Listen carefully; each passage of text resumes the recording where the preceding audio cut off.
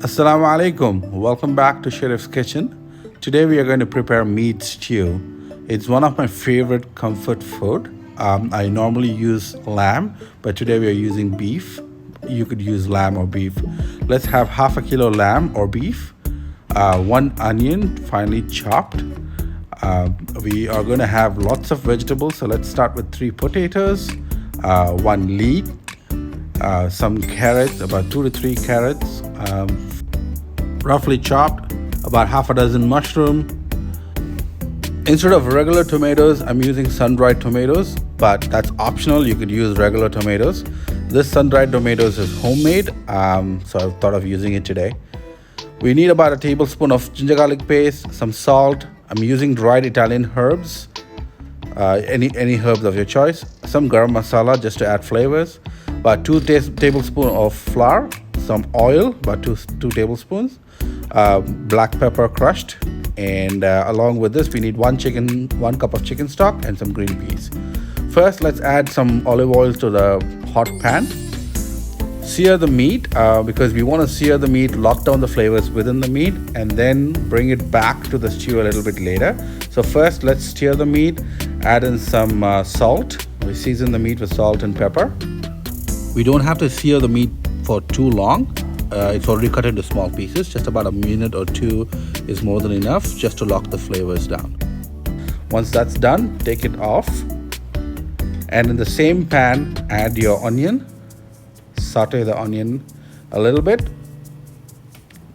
It will absorb all the flavors of the meat.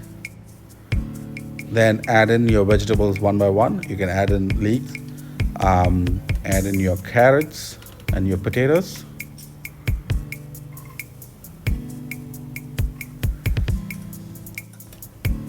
At this point, you can add the ginger garlic paste.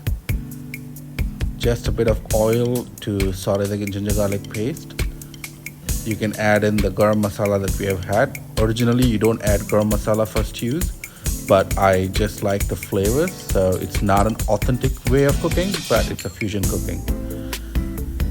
So once the ginger garlic smell is gone, you can add in your mushrooms and the Italian herbs that we kept. The Italian herbs, the moment you add it, the flavors and the aroma that you get, it would be amazing. That is pretty important for this dish, and we're going to season this with some salt and pepper. So we have seasoned the meat separately. We are seasoning the vegetables now. At this time, you can add in your tomatoes. Since I'm adding sun-dried tomatoes, I'm adding about 4 of them. But if you're adding regular tomatoes, just 1 tomato is more than enough.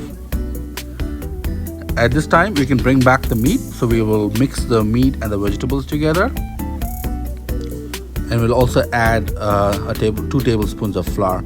We need this flour as a thickening agent. So when you add the stock and the water, this flour helps in thickening it. So add about a cup of chicken stock. And if that is not enough, you top it up with about a cup of water. You want the meat to be fully sunk. And at this point, you cover it with a tin foil or a lid and put it in an oven. So we want to slowly cook the stew for about 1.5 hours at a temperature of about, say, 150 degrees Celsius. If you don't have an oven, you can just simmer it on top of a stove for about 1.5 hours. Since we are using boneless meat, 1.5 hours is more than enough. If you have bones, you can cook this for about 2 to 2.5 hours at the same temperature. The secret of this dish is in the slow cooking. So after about 90 minutes, your stew would be like this. You want to bring it back to boil and add the peas. But before I do that, I want to show you how well the meat is cooked.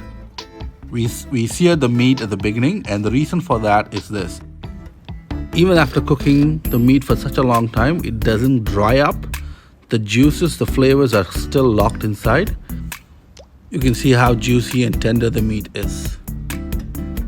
If you're cooking meat on bone, after 2.5 hours of cooking, the meat will literally fall off the bone. At this point, you can add in your green peas and the remaining Italian herbs that we have. Your entire house by now will be filled with amazing smell. That's it. You can serve this dish with the homemade bread. Thank you so much for watching. If you haven't subscribed yet, consider subscribing for more recipes like this. See you soon in the next video. Assalamu alaikum.